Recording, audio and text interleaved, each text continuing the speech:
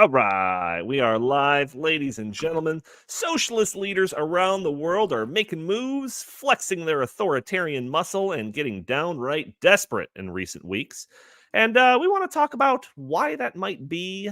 We have some stories from North Korea, we have some stories from Venezuela, and we have some stories for Brazil. So buckle up because we're going globe hopping to various socialist utopias in episode 464 of the In the Tank podcast.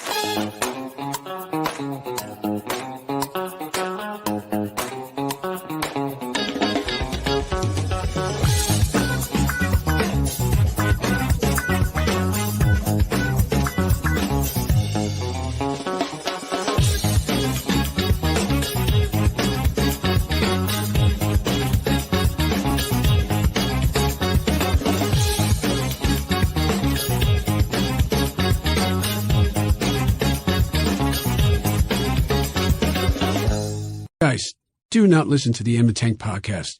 It is a dangerous show of dangerous men with some dangerous malarkey, and I do not stand for it. All right, where's my Vice President, Condoleezza Rice? All right. Hey, y'all. Welcome to the In the Tank podcast. We're specifically, broadcasting to our friends down south. Yeehaw. So I'm just going to talk like I normally do. What cowpoke do we have joining us here today? We've got Jim Lakely. Sorry, I've been doing debate prep with Kamala Harris, and this was rule number one. Talk like your audience. So Jim, how's it going? VP of the Heartland Institute. How are you today? I really don't even. I had a nice thing to say, something kind of funny, but I can't after that. That was complete surprise, and I am shocked and horrified, and as I'm sure our listeners are too. But actually, I do want to assure all of our viewers and listeners that this podcast, is not secretly financed by Russia or Russia Today. We do not have any fake made up people that are supposedly investors somewhere in Europe giving us money. We don't have like 17 shell companies from which to shovel in and filter foreign money for this podcast. So this podcast is listener supported. So if you are so inclined, if you like this stuff, you can go to heartland.org/inthetank and help support us because unfortunately, unlike others, we don't have secret Russian sugar daddies. Yeah, that's true. Most of our funding comes from Senegal. I think I'm pronouncing that right? Steven Senegal. He's our number one backer. Also joining us, we have Chris Dalgo, editorial director at the Heartland Institute. How are you doing today, good sir? Well, it's interesting that you bring up Steven Seagal, one of my favorite actors, because guess who he's actually good friends with? No kidding, totally serious. Vladimir Putin. Oh no! Look it up. It all circles back. True. Oh, what? Dang it! I thought we were safe. It really blew up into your face, Tony. That really did. Oh, Justin Haskins, senior fellow for the Socialism Research. Tony, is there something you want to tell us? It's all blowing up in my face. It is. Forget it, Donnie. You're out of your element. How are you doing today, good sir? I don't know anymore. I thought I was doing okay, and then I came on the show, and now suddenly, I don't know where things are going. I don't know where I am anymore. I don't know why we're doing this. Honestly, it's like we don't need to get into the whole Russian thing, but I guess what confuses me so much is who are these people that think it's a good idea to take money? Like if Russians approach you and they offer you money for anything at this point in time, who is thinking this is a good idea? Like, even if you're just like, well, I don't know, maybe they're going to help out with the marketing and whatever.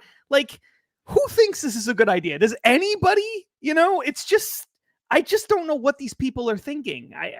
I really don't. Well, okay. So the references for people that are not in the know, because I think this is just breaking as of within the last 24 hours of recording this. There is a story coming out, a DOJ indictment about some people related to conservative media that were taking tens of millions of dollars from Russian financiers. I think it was 10 million. Just One under million. 10 million. Yeah. Okay, just One 10 millions of million. dollars, right? Yeah. But the details are still very hazy. We're not sure who is in the know about this and who were victims and all of that. So, we're gonna not talk about it this episode. No. Maybe I got to talk about this a little bit real quick because Merrick Garland held a press conference yesterday with the FBI director right by his side talking about Russia, and how Russia's interfering in the 2024 election again. So they apparently think that we're so stupid that we're going to buy the Russia lie again. And guess what so Donnie, I actually read some of the material that they used, and they literally said, yeah, there were like 32 websites that were, basically spouting conservative talking points about, record inflation and that kind of stuff. And that's Russian disinformation. No, it's not. No, it's not at all. The amount of, campaign election interference going on inside the United States of America far outweighs anything close to what Russia could be doing meddling in our elections. I mean, it's the Twitter files and all the misinformation, disinformation, malinformation, just all this stuff that is having a humongous effect on American elections that dwarfs anything that the Russian government can do with a couple bots and a couple poorly designed websites and just on top of the conservative commentators who are apparently paid by Russia. Well, it's according to them, they were not directly paid by Russia, and they were just, paid by a benefactor, and they were paid to write what they were going to write anyways. So it's not as if they were given Russian talking points and said, hey, go write at this and, change your mind. No, they didn't do that. So this has been so blown out of proportion. And I can't believe we are doing Russia redux. This is insane.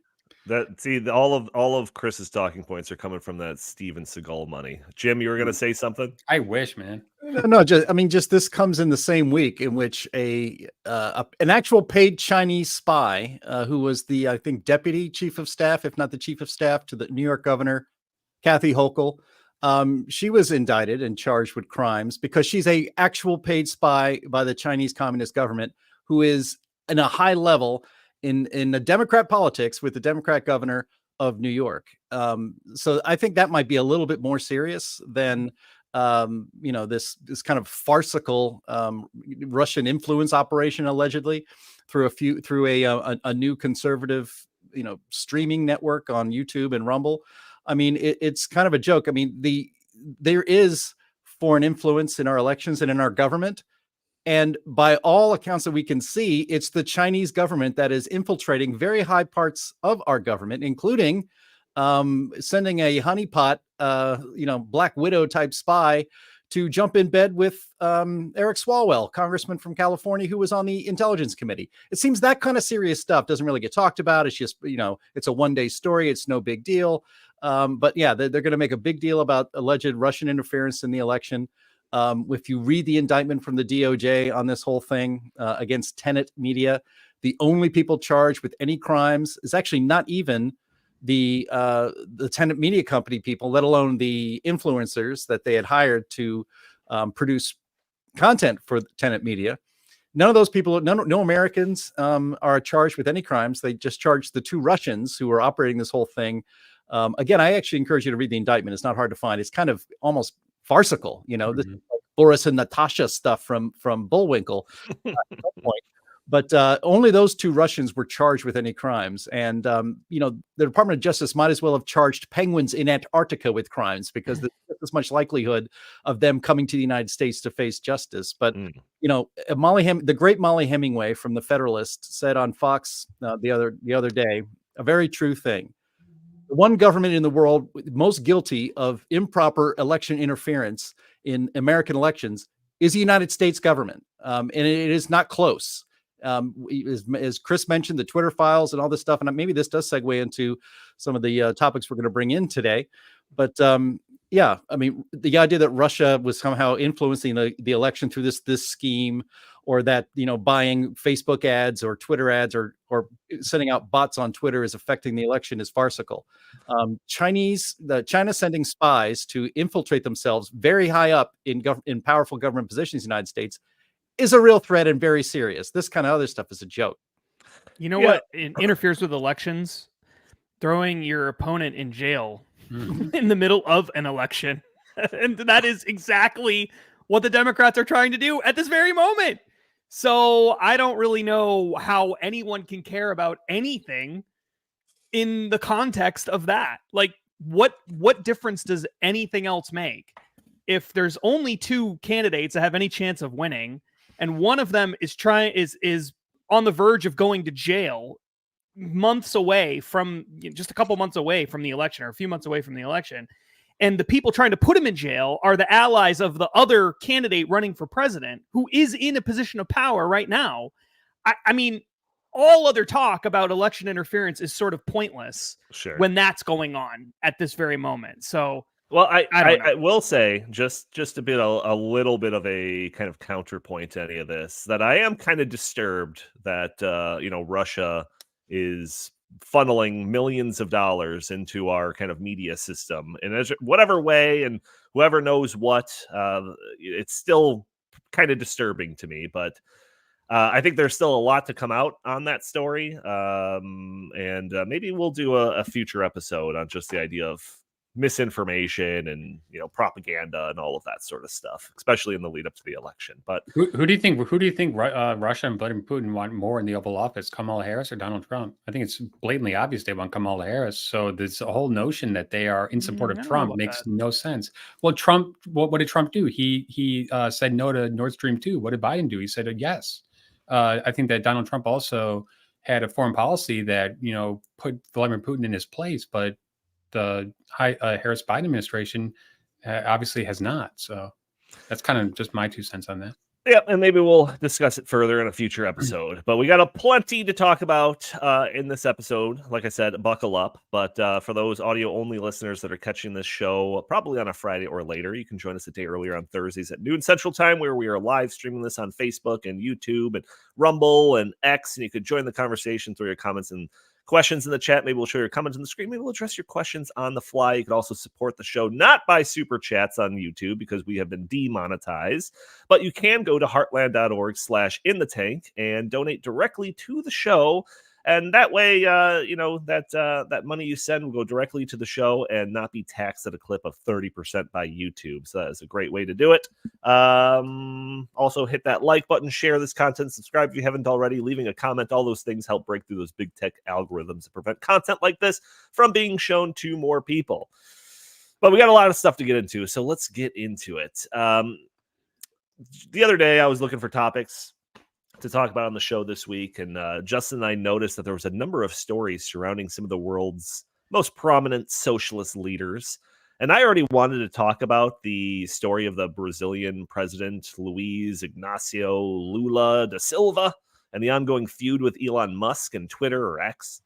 So I decided maybe we should dedicate the entire episode to covering a whole host of these stories from our collectivist friends from around the world. So the first story I want to get into is comes from Venezuela and their leader, Nicolas Maduro. So Venezuela, probably not breaking any news for anybody on this, but just to kind of set the context of the story, Venezuela has been going through pretty significant political and economic and social challenges over the past long time, but certainly it's increased over the past 5 or so years, 6, 7 years. The country has been plagued with hyperinflation since 2017, massively eroding the value of the currency. The inflation peaked in 2020 at a rate of nearly 3,000%, and they've since wrestled it down to a mere 190% as of 2023. But this massive inflation has already thrashed living standards and the economy of Venezuela. So bad that the government has already started introducing new denominations of their currency, the bolivar. In 2021, the Central Bank of Venezuela announced the introduction of 3 new banknote denominations: the 200,000 bolivar note, the 500,000, and the 1 million bolivar note. See, it's this is the socialist miracle. Everyone gets to be a millionaire. You might not be able to buy bread with that $1 million, but, I digress. Politically, the country has been on the edge for a while, specifically since the 2018 election between Nicolas Maduro, the kind of heir to Hugo Chavez, and Juan Guaido. Maduro won the election, but many viewed the election as being fraudulent. And Guaido declared himself the interim president. He was backed by many Western countries, including the United States. However, Maduro still retained control of the military and many of the country's institutions. And Maduro also benefited from international support from Russia, China, Turkey, Iran. So he ultimately remained as president of Venezuela. Last month, Venezuela had another election, which was again beset by claims of fraud and corruption. A large group of countries are calling for a third-party review of the election, while the country's Supreme Court has already awarded Maduro as the winner. Limited audits that there have been about the votes in certain jurisdictions has showed double-digit leads for the opposition party, but again, Maduro was deemed winner. So citizens in Venezuela are living under precarious political and economic conditions, leading to millions of them fleeing the country, while those that remain suffer under massive shortages of basic goods and whatnot. So what does the good authoritarian leader do to restabilize his country? He encourages his citizens to celebrate Christmas early. That is right. Maduro announced his this week plan to move Christmas to October in a bid to distract the public from ongoing political turmoil. Following the latest disputed presidential election, Maduro went on TV on Monday saying, quote, "It's September and it already smells like Christmas. That's why this year, as a way of paying tribute to you all and in gratitude to you all, I am going to decree an early Christmas for October 1st. And one intelligence analyst told Fox News that it's more evidence that he is desperate to distract people from the fraud he committed on Election Day and the horrible repression that has been seen in the months since. So, Justin, Christmas in October. Don't let the right-wing media tell you that living under a socialist regime is all bad. Am I right? Yeah, how can you argue with this? I mean, this seems like a pretty good move to me. I mean, they love Christmas in Venezuela. I mean, they're poor and they can't afford anything, but it's the spirit of the season, which of course isn't in this season, but in a future season, they're trying to capture the spirit, bring it back in. That's right. To the fall. So my question is, what does this mean for like Halloween? Do they do Halloween there? I don't know what they do in Venezuela. Does this mean Halloween is gone? Are we swapping them out? Yeah. Are we going to do Halloween on December 25th? That's my question. No, that gets brought back. No, too, Justin, so here's the big question. What is this going to do to the pumpkin spice industry in Venezuela? Seriously. Oh, good question. You know what? I haven't thought about the ramifications of this at all. It might help. Straight to peppermint. Frankly, it might help it. I don't know, because now everyone just gets pumpkin spice for the holidays. It's maybe that's who's behind this. Maybe it's big Starbucks. Pumpkin. Starbucks. Yeah, it could be Starbucks, could be Big Pumpkin. I don't know, but somebody's behind it. I think I seriously do wonder, though, is the plan to celebrate Christmas again in December? Like, I mean, legitimately, I don't think the media has asked him enough questions. Tough questions. The tough questions. This is just so. The thing I love about Venezuela is the gift that keeps on giving to the rest of the world, not to its own people. In that case, it's horrible. But to everybody else, it's the gift that keeps on giving. It's the cautionary tale that this generation needs for why socialism is truly the biggest dumpster fire idea in the history of ideas. It is the worst idea ever. And Venezuela, every time the left starts kind of drifting back into openly acknowledging that they're socialists, because many of them are socialists, but they don't like to openly acknowledge it all the time. Whenever they start drifting into this, something horrible happens in Venezuela. And all of a sudden they're like eating their pet rabbits because they can't survive, and you have like just the most, zoo animals being slaughtered because there's no food available, obvious like election fraud, people fleeing by the millions, it's just like some horrible thing happens in Venezuela. You can't buy toilet paper. These are all real stories, by the way. I'm not making these up. Oh, yeah. And like, And you're forced to be reminded that, oh yeah, socialism is a dumpster fire idea and it's terrible. And nobody wants to call themselves a socialist because then they have to associate themselves with that. And for most of the 20th century, we had the Soviet Union. Like in America, we had the Soviet Union. Everyone could just point to the Soviet Union, or they could point to China and they could say, look, everybody, the Soviet Union, do we want to be like them? No, obviously not. So we probably shouldn't go down this road of socialism. And everyone was like, yeah, that's a good point. Like you didn't really need to do much more than that. Sure. But then once the Soviet Union collapsed and about 10 years went by and everybody stopped remembering about the Soviet Union, you had this whole new generation of people that were little kids when the Soviet Union happened. All of a sudden that wasn't like a problem anymore. It wasn't a boogeyman for that generation. And now at this point in time, you're like you're talking, you're decades removed from the end of the Soviet Union. So you need a new cautionary tale. And the Venezuelans have provided that service to the entire world. Right. Like it is a total train wreck society. And one of the most important things to remember about Venezuela is it wasn't always a train wreck society. This is often left out. I think people think Venezuela and then they just sort of assume, well, it's always been a poor country. So no, actually, it was one of the wealthiest countries per capita in the world at one point in time. They are blessed with vast oil reserves. They have lots and lots and lots of wealth that comes in as a result of that. And the real source of their more recent economic woes came from the government really mismanaging badly their oil companies and oil reserves, all of which has been nationalized and everything.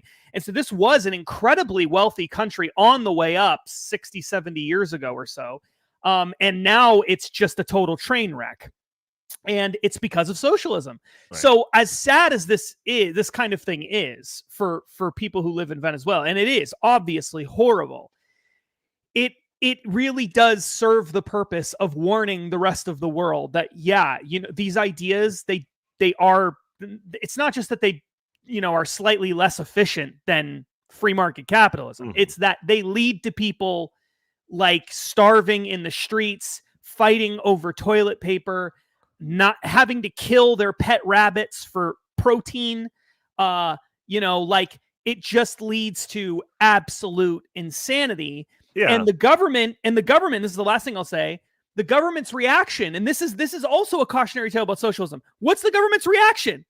Well, maybe we should, let's change course. Like this isn't working out. Nope. Their reaction is to come up with like insane gimmicks as ways to like, they're not going to admit they're wrong. They're not going to do that. No. Instead, let's move Christmas. Let's move Christmas up a few months. That'll help us.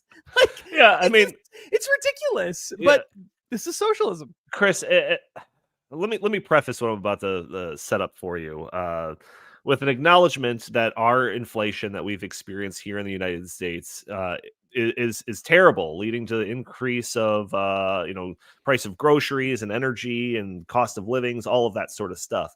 But we're talking about like 10-15% inflation rates here in the United States. I have to like reread this because they were talking about a peak of 3,000%.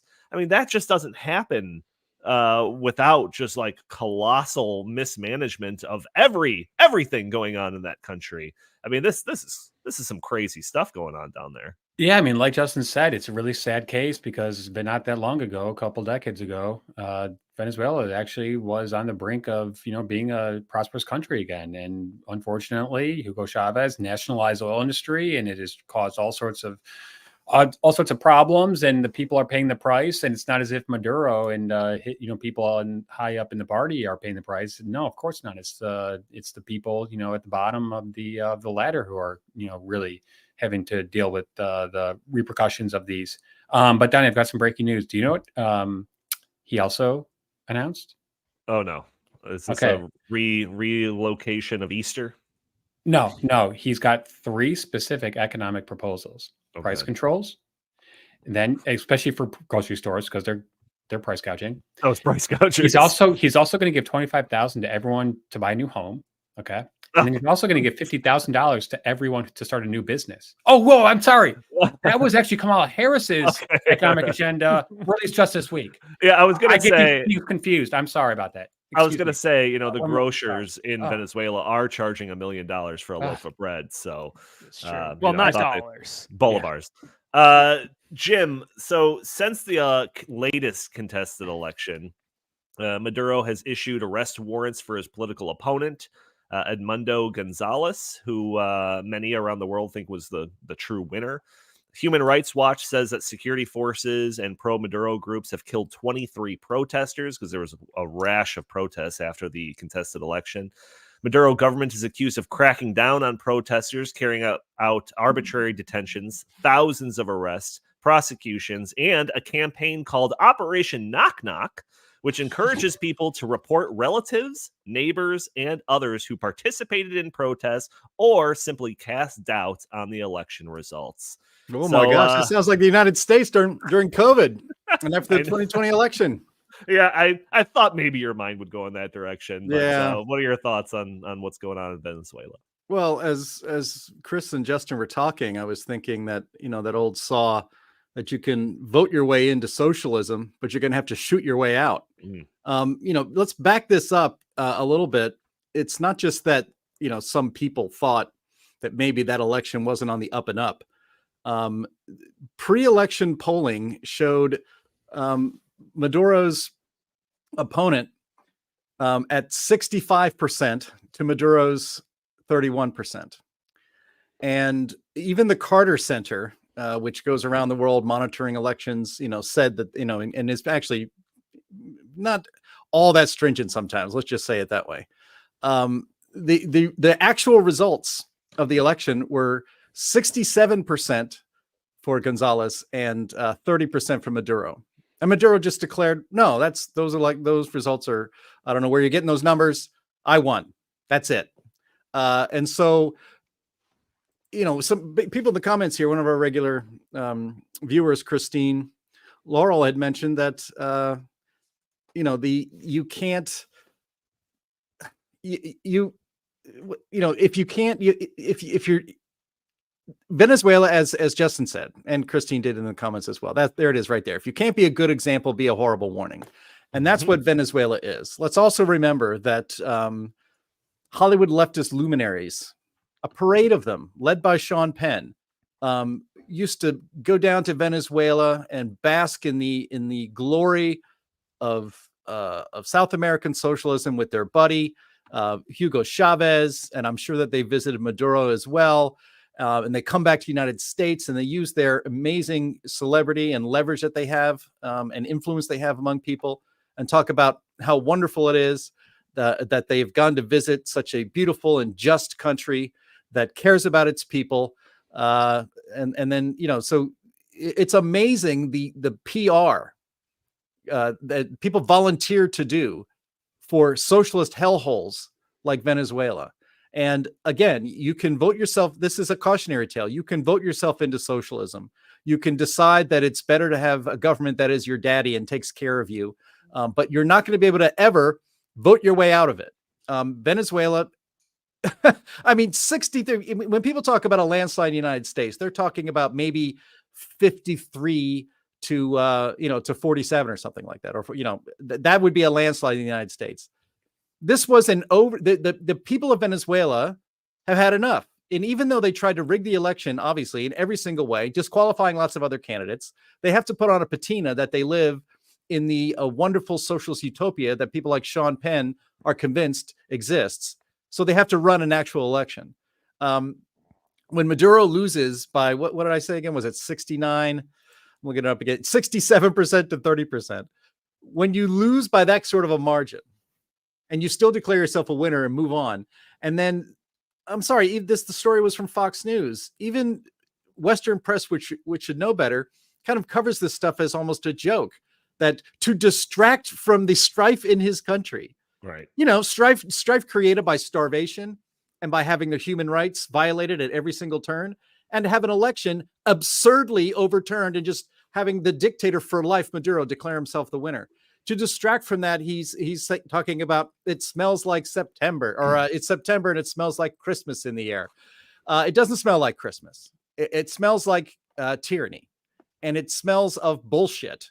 And distracting. And it is funny from our perspective. It is funny that Maduro, of course, socialist leaders have ultimate and plenary power over their entire country, so they can do something as silly as declare that, we're moving Christmas to October 1st in this country because we want to have a celebration.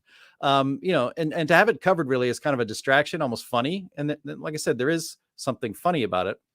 But under all of that is a country of misery that too many people in the West make excuses for, if not outright celebrate. And to put on top of that, they would like to have a little bit more of that here. And there are elements of what happened in that election and what happens in Venezuela that are actually happening in this country, including trying to put your political opponents in jail. Yeah, I think there's some kind of overarching themes that we can draw from a number of these stories, but let's save that a little bit. I think the comedy derives from just the absurdity of all of this. As we pointed out, the crazy repression of the political opponents and all of that, and the absolute economic chaos. And then what's the solution? Oh, let's have Christmas early. It's just crazy, right? But let's move on to the next story here. But Donnie, I gotta say one thing here. Since I've been a kid, it seems like Christmas does keep coming earlier and earlier and earlier. Yeah, do you know who's in favor of this? The malls. The malls are like, I was gonna say, yeah. you go to Home Depot or Lowe's or Walmart or Target these days. What is it, September 5th, and it's like they got the Christmas decorations up. That's so right. I think that he's actually just borrowing that idea from those evil capitalists. Yeah, right. Next year it'll be in August, so it'll just keep working its way back every year. Sure, why not? All right, let's talk about the ongoing story in Brazil with Elon Musk. So this story actually started like a couple of months ago. Brazilian President Luiz Ignacio Lula da Silva, I'm just going to call him President Lula from now on, and the Supreme Court of Brazil ordered that X remove a bunch of profiles that were considered to be spreading disinformation. They also demanded that X name a local legal representative to oversee Brazilian issues with the platform. I haven't been able to find a list of the accounts that have been ordered off the platform by President Lula, but it appears as though most of the affected users appear to be prominent supporters of the leader of the opposition party. Bola, how do you say that guy's name? Bolsonaro? Is that how you pronounce it? That's how I'm going to pronounce it from now on. These accounts have been accused of spreading defamatory fake news and threats. And after Bolsonaro's election defeat in 2022, for inciting demonstrations across the country. So after a protest at Brazil's capital, the Brazilian judge that seems to be at the center of this whole story ordered Facebook, Twitter, Telegram, TikTok, and Instagram to block accounts of individuals accused of inciting these protests. Elon, committed to fighting for free speech on the platform, told President Lula to buzz off, saying that he's not going to meet these demands. So Brazil's response, they have since moved to ban X in their country, originally signaling that anyone that tried to access the platform through a VPN or any other kind of back channel way could face daily fines up to $9,000. It is important to note that the Brazilian audience on X is not insignificant. There was an estimated 20 million users of Twitter X from Brazil. It's also important to note that Lula and the judge have a history of supposedly muzzling free speech and engaging in political persecution. Lawmakers from the Bolsonaro circle have been imprisoned, and supporters have had their homes raided. So, Justin, I'm going to go to you first on this one. What are your thoughts on this? We have some people spreading misinformation on a social media platform. Let's ban the entire thing. What do you think about this reaction from the Brazilian President Lula? Well, I mean, this is in essence what the left wants in the United States for all of us, isn't it? I mean, I don't really see the difference. They want, if they had it their way, the government would go to social media outlets, they'd go to search engines, they'd go to other, websites and news outlets, and they would say, if you're spreading misinformation, then you need to stop. If you're allowing other people to spread disinformation, then you need to stop them. And if you don't, then we're going to fine you or shut you down and stop you from doing this. And of course, the whole problem with all of this is there is really no way of accurately defining what misinformation is, because how do you, it's all in the eye of the beholder in a lot of cases, right? Now, on the ones that are really clear cut, that's the stuff that the left likes to focus on at first. They like to say, well, what about, people who just say the Holocaust didn't happen? Like, and they win some people over with that kind of argument. But in reality, the kinds of things they have attempted and colluded with social media companies in the past to stop are not cut and dry cases like that. For instance, the Hunter Biden laptop story that came out immediately before the last presidential election. And we now know for a fact that the Department of Justice, that the had been pressuring X or Twitter at that time, and Facebook and others to prevent people from sharing that information. And we now know that the Biden administration had been pressuring social media companies during COVID and the lockdowns and things like that to silence various people talking about the efficacy of vaccines and COVID-19 and that kind of thing. And so we now know that this stuff has been going on for a long time in the United States, but courts have consistently said that those activities are, at least to some degree, illegal in the United States, and that the government really shouldn't be doing that. And even if they do it, it has to be purely in an advisory way. They can't actually impose it on people. But in places like Brazil, where you don't have freedom of speech in the same way that you do here in the United States, all bets are off. But this is exactly the world that the left wants here. And that, I think, is really the most important thing we talk a lot about slippery slopes and that kind of thing. And it's this thing that's been said over and over and over again. And so people kind of ignore it, but it is real. It is true. When you start going down the road of silencing free speech, you inevitably end up at a point in time where you're silencing people either for their opinions or religious beliefs or things like that, or just actually the truth, like factual things. You start silencing people. That when you hand that kind of power over to institutions, the institutions always abuse it.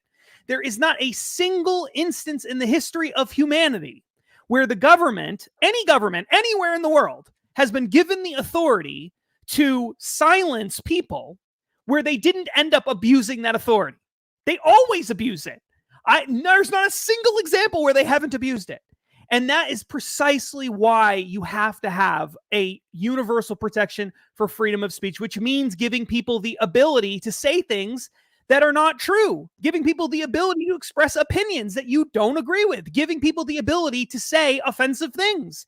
It's not because we necessarily want people to lie or to cheat or to say offensive things. It's because if you go the opposite direction, you end up with just flat out authoritarianism. And that's what you're seeing in Brazil. That's what the left wants here for the United States of America. And it is precisely why Elon Musk is, whether you agree with him on everything or not, and I certainly don't, and nobody on this podcast agrees with him on everything, that's for sure. The guy has been a hero. He really has been a hero for free speech, and I think will go down in history as one of this generation's most important figures because of him standing up to governments like Brazil, like the United States, and saying, no, we are going to have at least one place on the internet that is guaranteed that people can express their opinions freely without being silenced. And he deserves so much credit for that, especially in light of the financial cost that it required for him to buy X and transform it and everything. Just absolutely incredible. Yeah, I mean, Chris, you, well, actually, first off, before I go to you, Chris, I do want to make a point that this is far different from the conversation about like banning TikTok, that have been going on for a little while. TikTok isn't repugnant because of people spreading misinformation. You'd have to ban every social media platform if that was your threshold. TikTok is repugnant because it's a Chinese-owned media platform that's designed to be corrosive to society, pushing horrible content to those of us that are like the most vulnerable to manipulation. So it's two different things between Brazil wanting to ban Twitter and the conversations about TikTok. Well, also the TikTok is controlled by the CCP, and we have a little bit of a privacy concern with that. But just saying. Yeah. So, Chris, you were one of the primary authors of the recently released "Socialism at a Glance" book, and that book kind of outlines socialism in practice across history, across a whole variety of different countries. But one of the hallmarks of pretty much every socialist regime is a crackdown on speech. So when this happens, I can't help but think that this is not actually from trying to protect people from hate or misinformation. This is just squarely an anti-free speech move from the Brazilian president. What are your thoughts? Yeah, of course it is. So I want to go back to, I think it was probably like 2007-ish, the Arab Spring. Does anybody, do you guys remember that? How that was when social media really started to come of age. And I remember how many people across the world thought this is the greatest thing ever. Now, finally, people have this mechanism, this communication means to communicate without the gatekeepers, whether it's the mainstream media or the government, and how everyone thought this is the greatest thing ever. This is going to lead to, the end of authoritarianism and totalitarianism. And, it's going to, have just massive consequences, really empowering, people. But look what's happened. Big tech has become part of the problem. So they are now, working in conjunction, in coordination with governments to basically police the speech of the people who they were supposed to give this vast open platform to share their opinions and to share their, beliefs and to just say whatever they want to say. So it's just so sad that in, 15 years or so, social media has gone from being something that could really be used to add truth to power and to hold power accountable, because now it's been usurped by those powerful people, and now it's used against the people who were supposed to help in the first place. And that to me is just a really sad state of affairs. Yeah, no kidding. That is a great point. So what has been the reaction to Elon's decision to stand up for free speech instead of giving into the demands of the Brazilian government? Surely, even those that disagree with Elon's political leanings can support his loyalty to the principles of free speech, right? Well, no. And in fact, in some cases, it's been quite the opposite. So the highest profile instance of people kind of coming to Brazil's side over this dispute is from former U.S. Congressman and former deputy chair of the DNC and current Minnesota Attorney General Keith Ellison. Ellison welcomed the news about Brazil banning Twitter by tweeting, I think in whatever language, a phrase that translates to "Thank you, Brazil." So, Jim, I mean, come on, like, I get it. The left doesn't like Elon Musk, but like, can't you just swallow that a little bit just to pretend that you're in favor of free speech? How have we gotten to this point? They can't, because they're not, and they can't pretend. I mean, let's be clear about something. If you're advocating for someone to shut up, then you're not the good guy. Never. And under any circumstance, if you're in favor of censorship, are you the good guy? Censors are the bad guys every single time, right? And this is what Elon Musk is fighting against almost alone. People here in the chat have mentioned that, what's his name? Pavel Durov. Yeah, the CEO of Telegram. He was arrested, was it last week, in France, because his platform, which is encrypted and which he also shares Elon Musk's dedication to free speech, has allegedly been used for illicit activities, which I won't describe on this on this podcast, because it would get this. We already have enough trouble on our channel. It would just get it completely destroyed. So, but it's this idea that the CEO is responsible, that people are using his platform to message, to commit crimes, so that he is responsible, so he should go to jail. By that justification, the CEO of AT&T or Verizon or any cell company should also be sent to jail, because obviously criminals use cell phones. So Ryan Reynolds, if Mint Mobile is ever used to commit a crime under this justification, you also should be in prison. This is all absurd. And it is all, I say this a lot on this podcast. It all goes back to Trump being elected in 2016.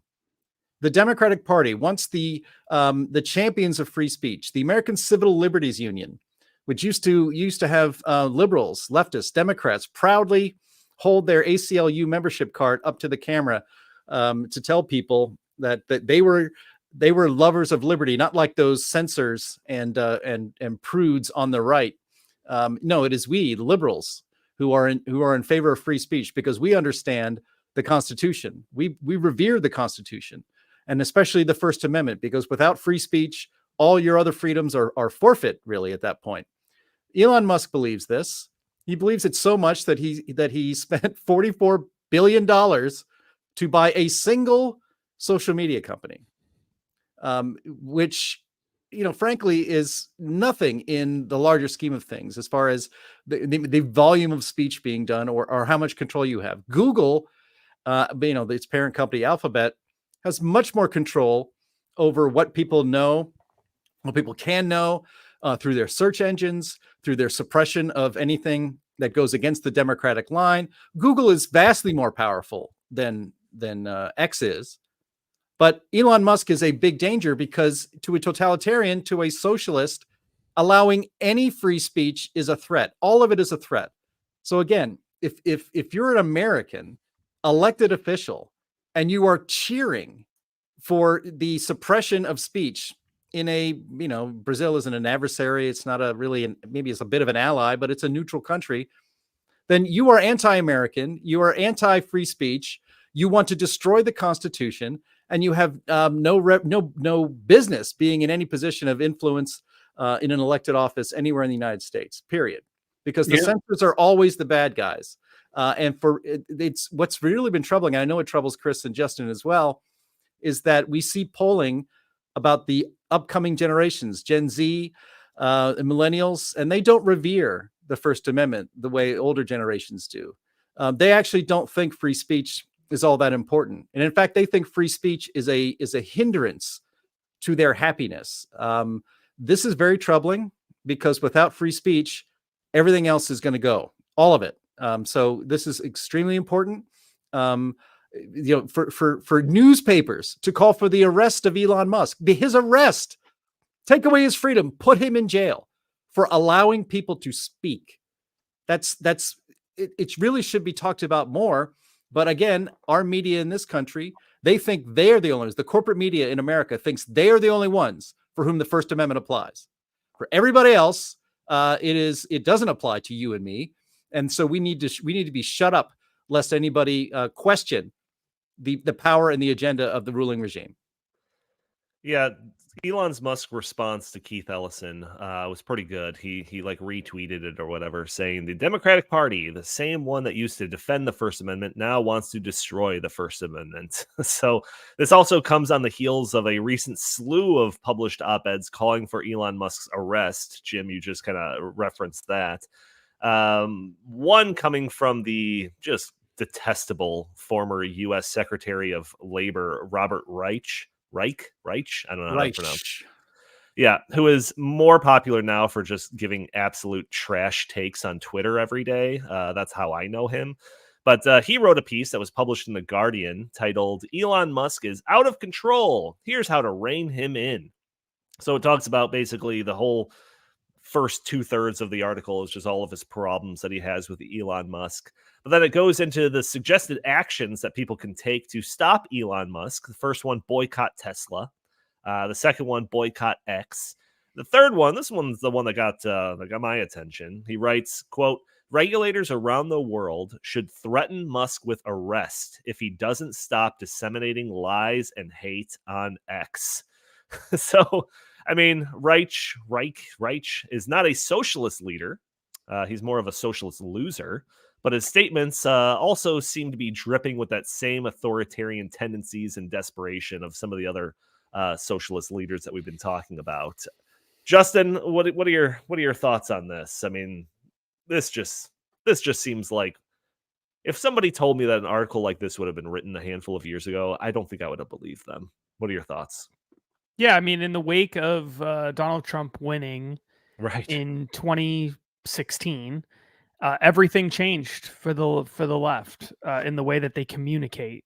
Prior to 2016, there were a lot of people on the right who suspected and openly said, based on a lot of evidence that had happened over many decades, that the left really doesn't support free speech, doesn't really support individual liberty. They are inherently collectivists to the core, that there is a wing of the Democrat Party that does not feel that way, but that the base is becoming increasingly more authoritarian. And we'd been talking about that for a long time, but then 2016 happened and it became very, very clear. It all came out into the open because the hatred of Donald Trump and the fear of what Trump might do to the systems of power was so high that they just couldn't help themselves anymore. They felt like they had to take the next step. Then things got even worse after Donald Trump won, and you get to 2017, 2018, and it became, we weren't hard enough on Donald Trump during the election. We should have been even harder on him. That's the only reason he won. And they started cracking down even more. And then, of course, COVID happened, and that gave them even more justification to become authoritarians. And now they're not just limiting people's free speech, although they did do that during COVID. They're now, throwing people in jail for holding church services. And it's just gone completely off the rails. And this tendency was there for a while. It's been there. But they weren't always as open about it. And now they're just very out in the open. Like, what do we want to do? We want to put the collective first. We want to put elites in charge of society who know better. Not all elites, because Elon Musk is an elite, but only the elites, and Donald Trump's an elite, but only the elites that we agree with. We want to put them in charge of society. They're going to manage things. The rest of society is a bunch of stupid sheep, and they're going to be led by us, the shepherds. And if they don't want to adhere to our rules and the rules-based order of the world, then we're going to silence you. We're going to ruin your life. We're going to throw you in jail, or all three. Okay, and or other things, right? Like this is the approach the left has taken since 2016, and a lot of people who used to consider themselves on the left have realized this and are now distancing themselves from it. Not nearly enough people, but Elon Musk is one of those people. That's the most incredible thing about all of this, is Elon Musk is not like a libertarian conservative or anything like that. He voted for Barack Obama. He's a liberal, but more of a classic liberal, in the sense that he supports individual rights and free speech and stuff like that, but he also supports some government programs and social safety nets and expanding those and doing things like that. He supports both. And that used to be normal in the Democrat Party, and now it's not. Now you have to be silencing the other side. You have to be advocating for the destruction of individual rights. And if you're not, then you're part of the problem and you need to be destroyed too. And that's like that's Bill Maher, that's Elon Musk, that's RFK Jr. I would put into that camp, because in my opinion, he's a liberal. Like, all of those kinds of people now have to be destroyed or thrown in jail, even because they're not towing the party line anymore. Right. Because the party line is becoming so authoritarian that they don't feel comfortable going along with it. And it does make you wonder, at what point, like, they're openly trying to put their political opponent in jail. Right. They're openly calling for people who they used to consider heroes to be thrown in jail for free because of violating free speech norms in their minds. Like, everybody now who doesn't agree with their social view of the world which is basically was the normal social view of the world for pretty much everyone in 2016, 2015, 2014. If you don't agree with them on, LGBTQ stuff and trans stuff and whatever, then you're like the most bigoted person who needs to be silenced. If you don't think that Israel should be wiped off the face of the map, same thing, right? Like it's gone so far off. How long is it going to take for the average person to say, I'm sorry, I don't maybe like Republicans, but I can't be part of that? I mean, that's nuts. That's completely crazy. I'm amazed that it hasn't happened already, to be honest. It's sad that it hasn't happened already, because we are reaching the point of no return here rapidly. The next step is actually putting the people in jail that you keep saying you want to put in jail. Sure. And once we get there, it's all done. You don't have a free society anymore, and we're nearly there. Yeah. I mean, I don't expect Brazil to be the only country that's going to be pushing Elon to do this to the extent that they're pushing him to do this. So, especially when you've got people in the West that are celebrating it, expect to see a whole bunch of different countries doing the same thing. But one more story that I want to talk about here, and this comes from good old North Korea, where dictator Kim Jong-un has reportedly ordered 30 government officials to be executed after deadly floods ravaged their country. So this past summer, there's been a rash of flooding in North Korea that have left thousands dead. So what's the dear leader's response to reestablish trust with the affected communities? Killing a bunch of bureaucrats that were in charge of those areas, of course. So Kim has toured the affected areas in recent weeks, stating that those exaggerating the extent of the damage from the floods are just taking part in a smear campaign and trying to provoke the government. So, I mean, Chris, I'm going to go back to you on this one because you kind of wrote the book on the socialist regimes and whatnot. But this one just seems... it's like it's harder to scapegoat, the opposition party when you have full supremacy in your country. So what do? Hang some bureaucrats from the gallows, apparently. What are your thoughts on this story?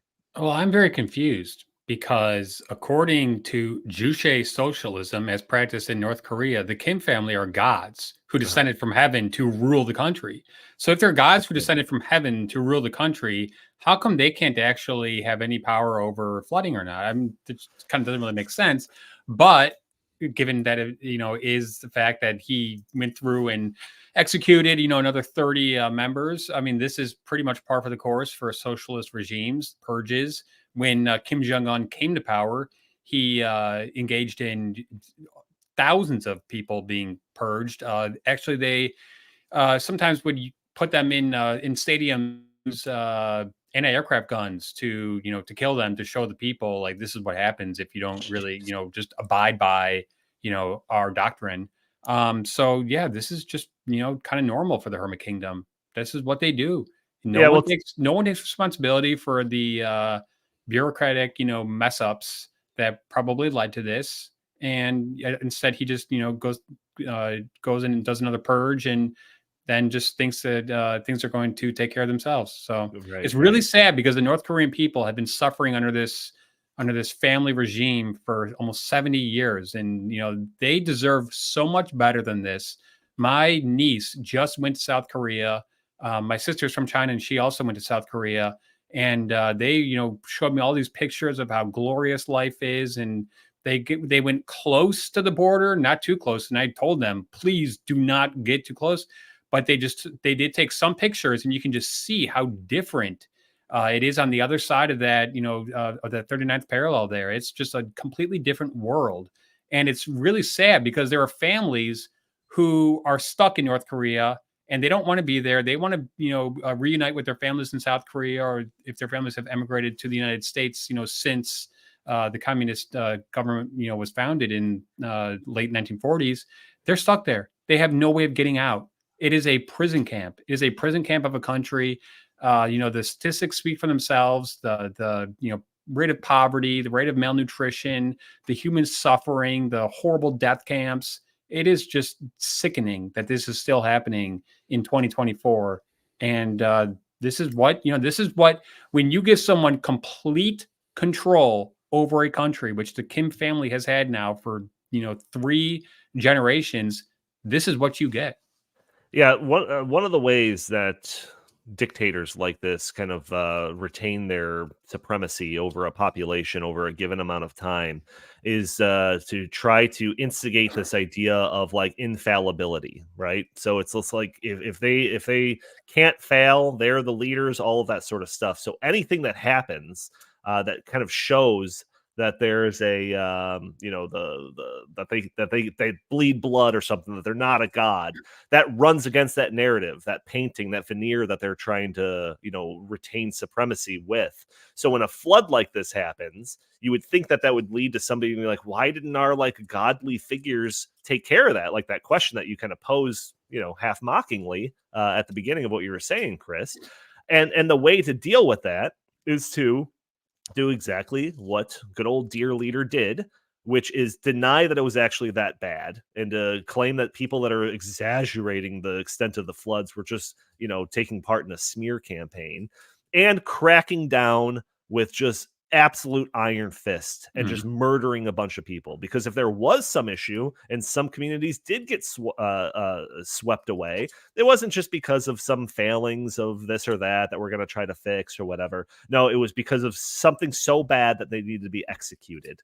So to see this regime taking these actions because of flooding or whatever is just, again, another one of these hallmarks of a socialist, authoritarian, communist regime, whatever you want to call it. Jim, thoughts on this story? Well, yeah, I mean, the thoughts on this, actually, I want to take it to, I guess it applies to it. But Justin, when did we start officially the Socialism Research Center at the Heartland Institute? What year was that? So that was right after AOC. So that would have been 2019. The website stuff was built probably in 2018. Right. Okay. And so, yeah. And when we started that, we started some of our first academic work were things like examining kind of the so-called soft socialism countries like Sweden and Scandinavia, and warning that it's actually not even warning about it, but just saying that it's not all it's cracked up to be.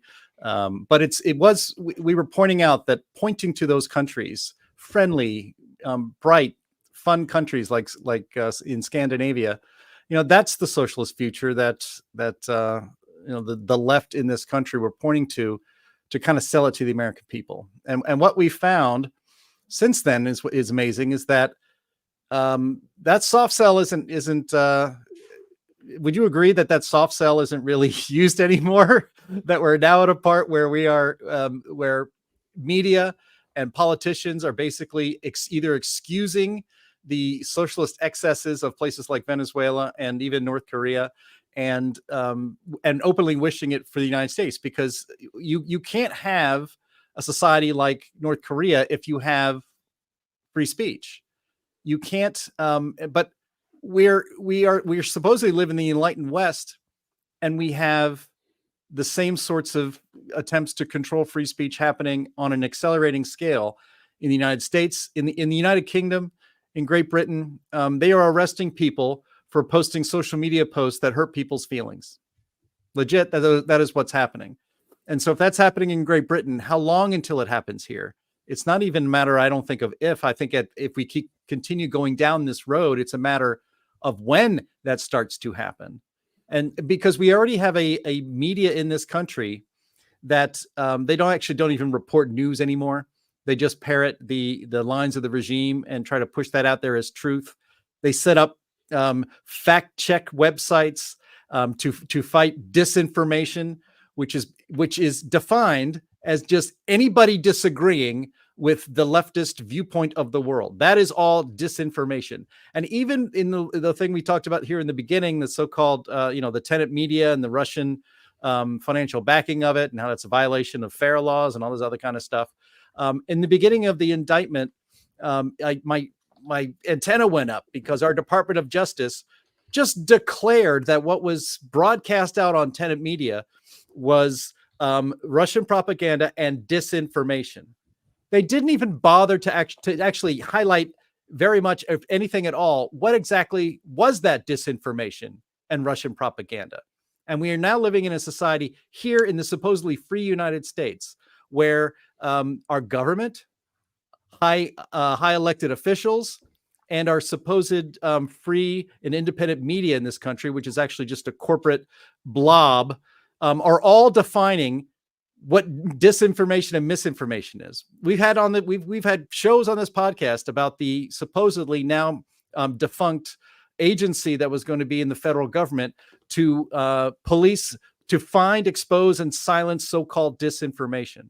We have the Twitter files in which Elon Musk was able to release after spending $44 billion to do it, that exposed the conspiracy, a real one, not a theory, a real conspiracy of action between our federal government and the people who control speech on Twitter to make sure that anything that went against the regime's line on topics from the election to COVID to anything else were suppressed, and that those accounts were taken down. So we already, in a large sense, we don't live in North Korea. We're not starving and eating our shoes and watching our children wither away and die in this country. But we are living in an increasingly authoritarian regime when it comes to speech. If you are policing speech, again, if you are the censor, if your instinct is to censor, you are the bad guy. If you are against people speaking what they have in their hearts, whether or not you agree, and even if they are objectively wrong about it, if you're against that, you're the bad guy and you are un-American. And so when we started the Socialism Research Center at the Heartland Institute, it was kind of exposing more in an economic way, kind of economically how and why socialism doesn't work.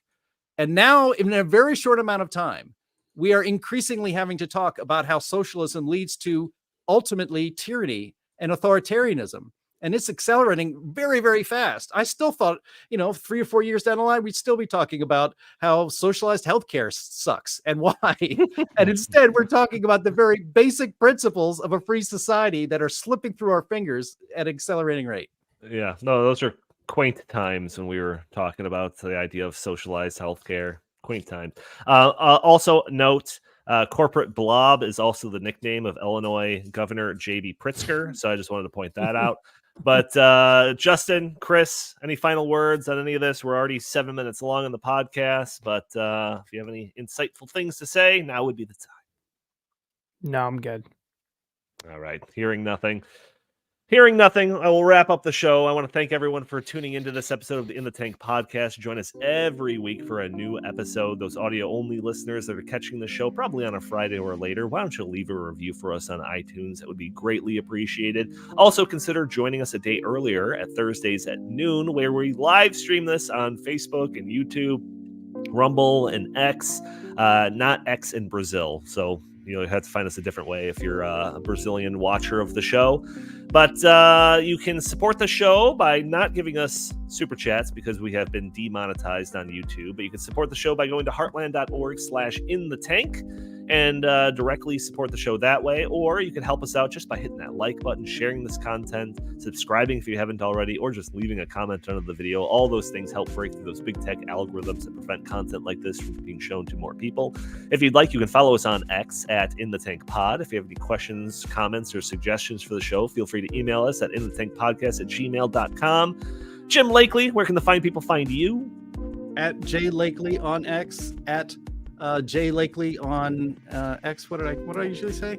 Forget. I don't know. Because I was trying to say, come to our benefit dinner on September 13th. Tickets are still available. You can see me and everybody else here on this podcast there. It's in Chicago. Go to heartland.org for more info. Fantastic. Chris Talgo, what do you have to pitch today? Well, it's a big weekend here in Chicago. The Bears are about to start their Super Bowl run. I think they're going to win probably 10 in a row with Caleb Williams as the all-time greatest quarterback in the history of the NFL. And, Donnie, as you and I have been discussing many times, the White Sox are just having an awesome season. So we got to keep that losing streak going. Come on, guys. No, they won last night. I know, but we got to start a new losing streak. Come on. What are they doing winning? I know. I got 21 games to So annoyed. Justin Haskins, where can the fine people find you? At Justin T. Haskins on Facebook and Twitter. And I don't go to Facebook. And Twitter doesn't exist anymore. Go to x.com at Justin T. Haskins and go to stoppingsocialism.com as well. A lot of great stuff bashing socialism there. You can also go to Amazon or wherever you buy your books and find Socialism at a Glance, as well as Socialism is Evil, a book that I wrote way back in 2018, talking about socialism and the moral case against Karl Marx and the views that he had. So all kinds of great videos that Donnie and I did on the Stopping Socialism TV channel on YouTube that talk about socialism and all of its facets and the history of that and all the chaos and destruction of it. Venezuela, we've talked about that endlessly. So a lot of great older videos on there if you're interested in this topic. Yep. Also, want to thank Andy, producer, in the background. But thank you all for tuning in, and we will talk to you next week. Turn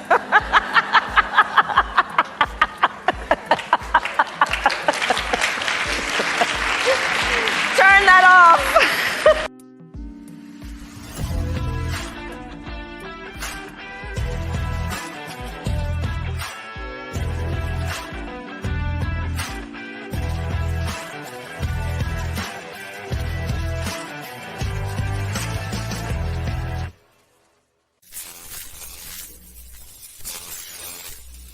He's a lying, dog-faced pony.